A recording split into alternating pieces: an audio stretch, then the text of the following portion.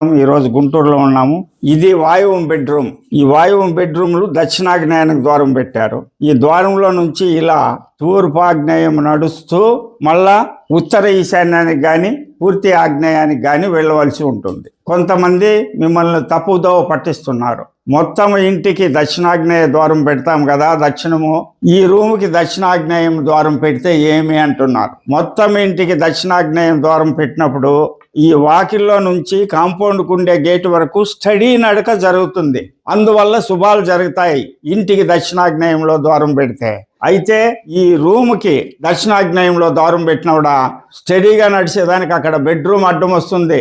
ఎటు తిరిగి ఇటు ఆగ్నేయమే నడవాలి కాబట్టి ఇది ఆగ్నేయ ఫలితమే ఇస్తుంది.